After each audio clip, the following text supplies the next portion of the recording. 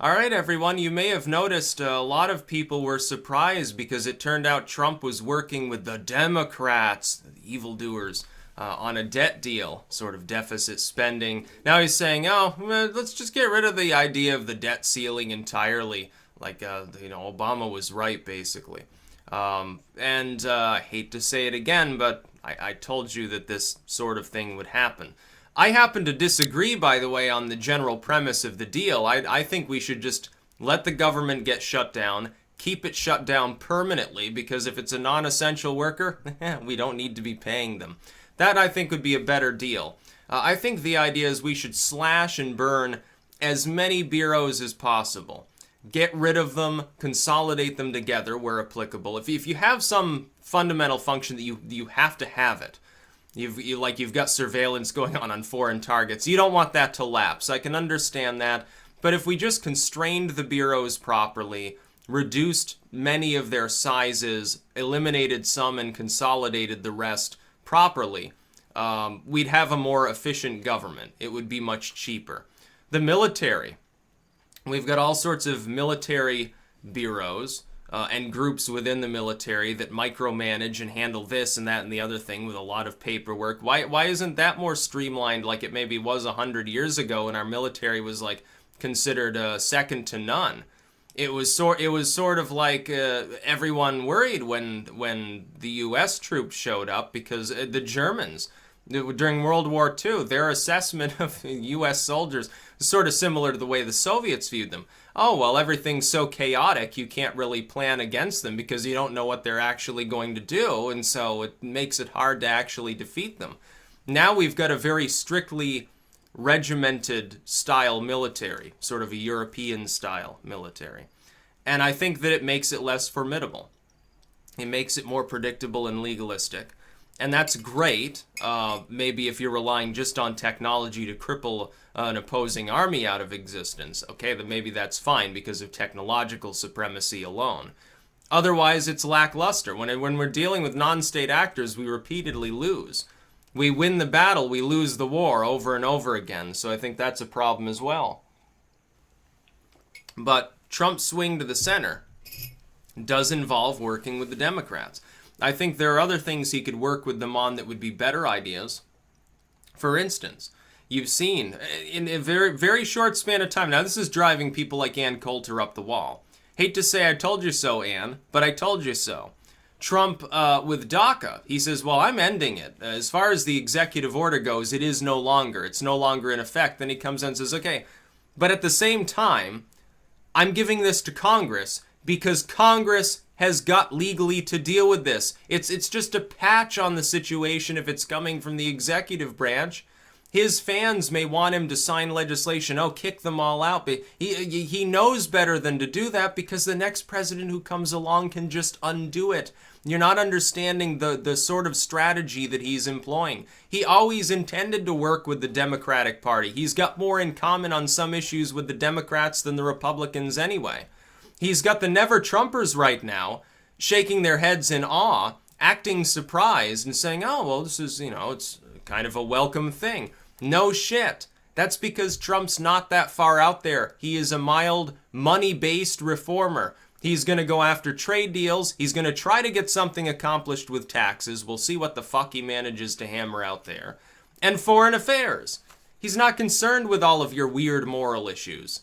That's a remnant of the old guard of the Republican Party. Trump's aversion to political correctness and unwillingness to filter himself is the defining feature of his domestic policy. He doesn't care if you're offended at what he says, nor, by the way, should you be. When people call him crazy, they call him racist or bigoted and stuff, you don't understand where Trump's coming from. He's simply non-PC. In fact, in that token, he's like me. You don't have to have racialistic views to think that somebody shouldn't be permanently banned from ever having a job for telling one off-color joke. It's just common sense. It just makes sense to operate in that fashion. As far as the debt deal itself, essentially this keeps government going.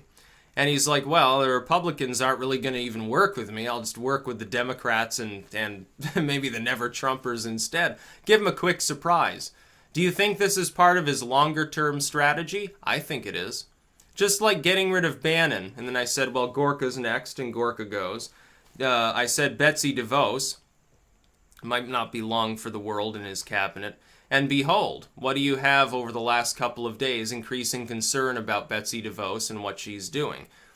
Even odds are she's relieved of her post at some point, which, by the way, wouldn't be a huge problem. She's a little bit out there, by my standards, I mean. As far as the others, like, I don't have a problem with Bannon or with Bannon's approach. In fact, I agree more with Bannon than I do with Trump on some issues. I would say Gorka, I don't personally have a problem with him at all, but it was evident that he was the next one that was going to go. I liked Scaramucci. I thought Scaramucci was hilarious. I was kind of sad when he left, but it's like, obviously, yeah, I gave an interview to the lamestream media. I totally wasn't expecting that they were going to leak it to the entire world. I thought it was confidential and shit. Yes, I'm sure he's so dumb that he actually thought that was going to be the case. It totally wasn't part of Trump's plan involving Scaramucci as a deflection off of other debates that were happening at the time. Same with Bannon. Well, I gave this interview. I didn't know it was going to go public. You assured me that it was going to be private. Yes, Steve Bannon, who has worked in the media for years, he totally expected that it was going to be fair and it was good. It was that nobody would ever leak it in order to sensationalize it. Nobody would ever do that. And it would never happen. Trust me. He's just so dumb. Meanwhile, Trump does exactly what he fucking meant to do in the first place, which is he's trying to negotiate because he's a negotiator in chief. And it's going to work. My prediction is that over time, people are going to see a marked decline in the veracity of any reports of Trump being nuts. You saw today, or you probably saw today, of course. It was posted, was it Salon or being, I can't remember which outlet, it could have been Business Insider. And they had a person in there to say, oh, well, yeah, Trump shows signs of narcissism, but he's not mentally ill. Plenty of powerful people are narcissistic. It's not a mental illness all the time. And this is coming from somebody who, is like a psychiatrist or something. Oh, how different that is from a month ago. They were calling him crazy all the time and having boards and boards of psychologists come on to talk about all the disorders he supposedly had. Don't you notice a little bit of a change in the wind here? Trump's strategy is working. Now, this goes to, I can't remember the username. That other user said, oh, Trump will resign in 6 months if he can't shake hands with the establishment. He wants to be loved. Sticks is right on a lot of things, but wrong on this. I told you, this is why I predict he'll still be there, and he'll do just fine. Because he is a negotiator.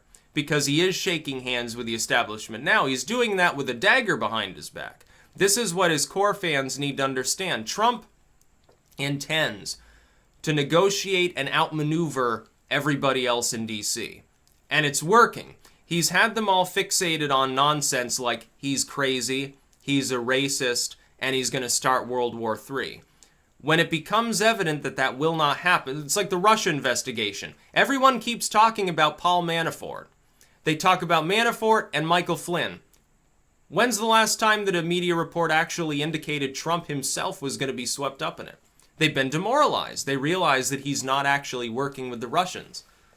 Instead, we find out that the real fraud was in New Hampshire and involved people with out-of-state driver's licenses voting, potentially giving the state to Hillary Clinton. That's the actual fraud that we see. It's low level, but in a state where the race was that close, it probably, Trump probably technically won New Hampshire. It's not a big issue. I mean, he wins the election. It's kind of sour grapes to worry about it because the outcome wasn't affected. I mean, it's New Hampshire with what? 3-4 electoral votes. It's not exactly a California or Texas or something like that. So not as big an issue, I think, for many people. But he's going to keep it up. You're going to see more of centrist Trump.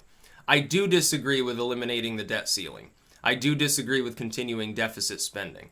I would say on these tokens, I disagree with Trump greatly.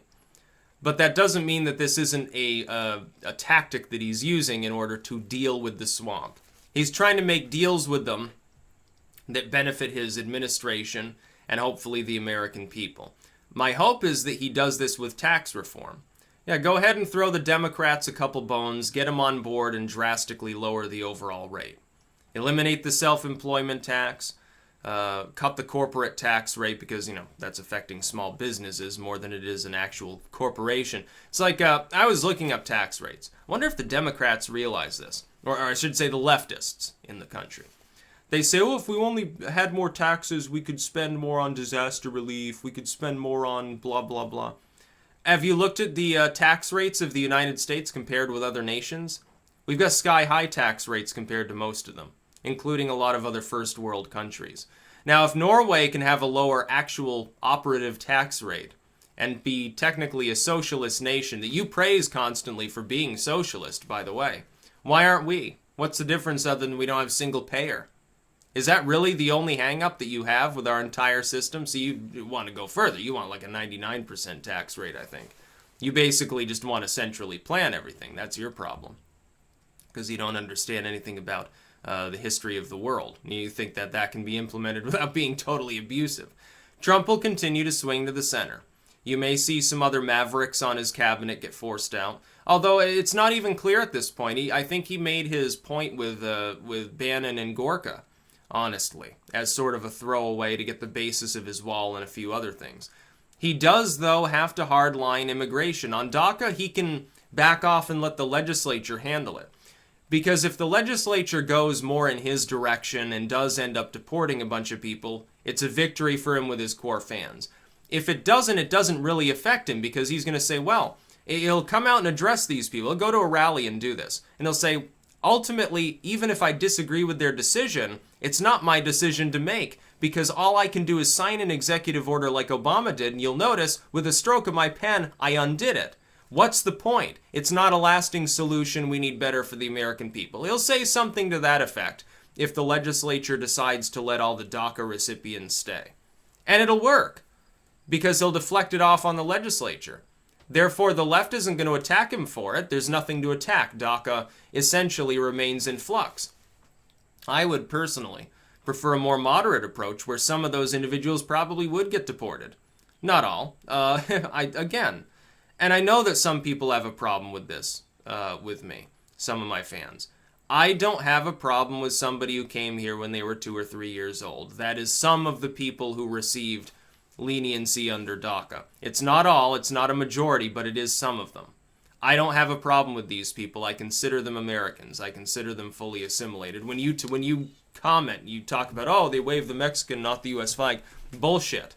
Yeah, complete bullshit. I've met people who have immigrated to this country both legally and illegally. I never saw any of them clamoring for Azatlan or for some Mexican president to invade our border. Never once. So I don't know where you're seeing that. Maybe in California, but you got to realize California is basically a communist state. So I'm not surprised. But that's going to be the average native-born American in California too. So why would I fucking care? Go to Texas sometime and hang out with people on the border there. I think you'll see something slightly different. But, Trump is going with the Democrats on the budget right now. I may disagree with this, but it fits in with what I propose is his long-term strategy, which is he's going to straddle the two parties from time to time. He wants to get a majority of people in the House and Senate to work with him. And he can play off these two sides against one another effectively. Once people are forced to back off the Trump is evil, Trump is scary stuff, which they will be. Some parts of the media will never let it go, but the lamestream media eventually will exhaust itself. They'll hit peak Trump derangement. They won't be able to maintain it, and it'll fall apart. At that point, they have to begin reporting on what's actually happening again, at least in a half-assed way. When that happens, Trump is able to strike grand bargains between the two parties, in which they're both getting a little bit of what they want and he's getting a little bit of what he wants because he happens to be in executive position. He's capable of doing that. That's, I think, what his concern is. That means there will be tax reform. It won't be everything that the right wing wants. It won't be everything the left wing wants, but it will be reform. Hopefully he can use his business skills to hammer that out effectively. He'll get some sort of general immigration proposal. It will almost certainly include a wall. It doesn't really matter what form that wall takes so long as it begins to be built. He may get action on North Korea. This could involve a military response. You even see Democrats now saying, yeah, Maybe we've kicked the can a little bit too far here. Even the UN getting involved, minus China, which wields veto power, is considering the possibility of military involvement if North Korea doesn't back down, which of course leads to war. But it would be the UN causing it. It wouldn't even be Trump. He can escape smelling like a rose, by the way, if he continues to use international pressure. All he has to do is keep up enough pressure on North Korea that they continue firing off missiles and conducting nuclear tests. At some point, it'll snap the minds of most of the people in the UN. And if China vetoes it, it won't matter anyway, because all these other nations will come smashing down on North Korea as well. And it'd be a bloodbath. I think it would be unfortunate. I think we should try a targeted strike. Chances are high that they retaliate, in which case war begins, but there's also the off chance that we manage to level some of their missile sites, an airfield or two, and their nuclear test sites, maybe some of their hydrogen bombs that they're probably producing as we speak, that we can destroy them without a full retaliatory response. We should look into that. But Trump may go middle of the road on taxes as well. That means generally the rate would be lowered. There would probably be some shifting of the tax burden to the corporations. I mean the actual corporations, the ones that right now shelter themselves from tax fallout. And he can browbeat the Democrats on this. The Democrats have a problem. They have a vulnerability that Trump can exploit. Here's a strategy he should use. The Democrats have cast themselves off for a long time as we're for workers, we're for the lower class, we're for the poor man. We're not for these corporations. That's begun to shift. In this current paradigm, in the last election, Hillary Clinton was the corporate candidate. Trump wasn't. He didn't even give them the time of day, really. He just sat there and said, well, I'm rich. I'm going to fund my own campaign, loan myself money. It doesn't matter, and take, whatever grassroots donations or MAGA hat sales happen to come through. Hillary Clinton, meanwhile, was sucking off Goldman Sachs. So they've made themselves vulnerable in trying to stop Trump by using money. They've made themselves extremely vulnerable. It would look so bad for the Democrats if Trump were to propose a tax plan in which big corporations actually ended up paying their fair share and tax relief was given to the working and middle class and to small businesses, which would be a great thing, by the way, for our economy. If he were to propose this, and the Democrats did not get on board with that general idea, it would make them look so spectacularly bad. It would crush them out of existence. They certainly wouldn't win in the midterms if he proposed it before then. They almost certainly would lose 2020, because it would expose them as the big money party. And if they do go for it, then he gets tax reform that shoots the economy into the stratosphere. He looks great in an economic sense and wins anyway. It's a no-lose situation. Scott Adams has pointed out that Trump likes to set these up. Arguing in favor of such a tax model, I think, would fulfill that on an extremely large level. Then, by the way, eventually you get higher revenue because people are doing better. People are clawing their way out of the lower classes. At that point, you can pay for your wall. You don't even need Mexico to pay for it. You can put a simple tariff on. You can just put a small tax on remittances. Pay for the wall over time if you want to. So you can say, Mexico's paying for it because they're getting less money from us. We've held back some aid and tax these remittances or something like that. If Trump does that, he wins in 2020. By the way, he would win. It wouldn't matter really what happened in any other realm. Ultimately, it's the economy, stupid. The economy's doing fairly well right now. Any major implosion of the economy back to recession levels, and there are some indicators that stormy waters are ahead, that could really siphon away support. Because right now, big money is what's keeping Trump's approval where it is anyway. It's people who ultimately, they like the fact that consumer confidence is up, growth is up, jobs, including some that are actual middle-class jobs, are coming back. They like him for that. That's why the Rust Belt went for him. Not because of all these social issues. Not even because of immigration itself on its own, except when paired with the economy, because they don't care about the issue, except as it compares with U.S. jobs, essentially. They remember a better time not that long ago, when they had manufacturing jobs, when they had the little factory where everyone could work in an intergenerational sense. Those businesses got screwed and big corporations got bailouts. Under Bush and Obama, the big corporations made off like bandits and screwed everybody else in the country. We should have thrown all these people in jail, or maybe in Gitmo, or sent him off to Anguilla right before Irma hit. That's what we probably should have done as a society. Unfortunately, we did not. Now we have to sit and repair the damage. But it's not surprising that Trump is moving to the center, because that was what he was always going to do. Because he's not the next Adolf Hitler. Which a handful of his fans are actually bothered by, I think. Yeah, some of the National Socialist sort of people, I see them commenting, want Trump to be as out there as the left proclaims him to be. But that was always, only the left was proclaiming that. And you gobbled down the bait. Trump just turned it around, threw you a couple of bones with a Pepe meme, and you assumed that he subconsciously agreed with that sort of thing. He doesn't. He's just a populist.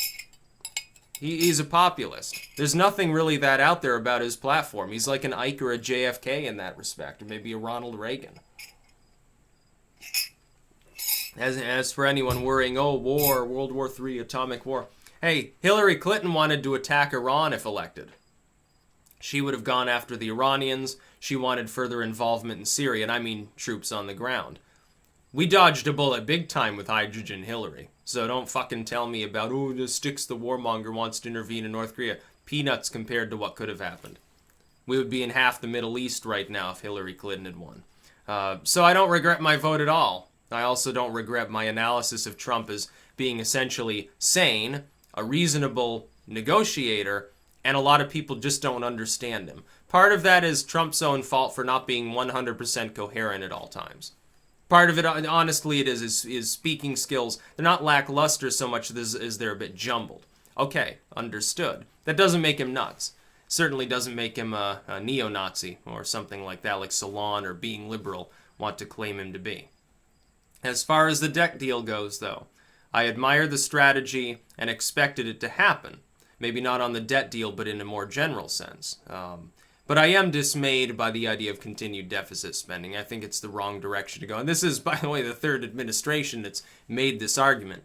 They get in, they say, well, this is irresponsible, and then they get in, they're like, oh, I have no problem with debt. You'll remember Obama did that. He campaigned on it being irresponsible. We need to lower spending. We need to up taxes on corporations. We need to do something because we're in trouble. And then he conveniently began to ignore it on day one. You'll remember that. And Trump is doing essentially the same thing. One might also ultimately wonder, is there something that these people know that nobody else does in regards to debt spending? Like, oh, long term it's not going to matter because we're going to win the grand chessboard or something like that. Who knows at this point? It's almost a dead argument, though, because at this point I don't think anyone can really tackle it. I think Trump's hope is that as growth picks up and jobs pour in, that deficit goes away, and then eventually the debt begins to decrease. And so you don't need to cap it per se, because if you do continue to have that debate, then you lose the consumer confidence that's driving the economy ahead. That may be his goal. That may be his thinking.